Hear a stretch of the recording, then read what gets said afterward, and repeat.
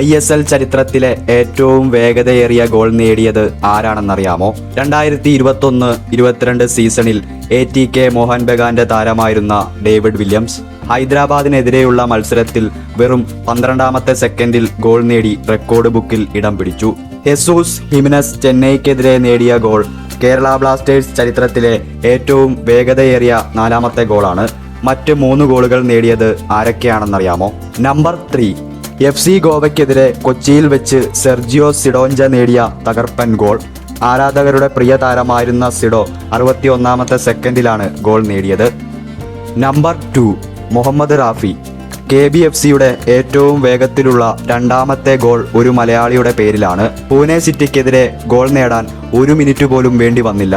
48ാമത്തെ സെക്കൻഡിലായിരുന്നു goal. Number 1, 29ാമത്തെ സെക്കൻഡിൽ goal നേടി Blasters ചരിത്രത്തിലെ ഫാസ്റ്റസ്റ്റ് ഗോളിനുള്ള റെക്കോർഡ് ഒരു ഇംഗ്ലീഷ് താരത്തിന്റെ പേരിലാണ്. ക്രിസ് ഡാഗ്നൽ. 2ാമത്തെ സീസണിൽ നോർത്ത് ഈസ്റ്റ് യുണൈറ്റഡിനെതിരെയായിരുന്നു ഗോൾ.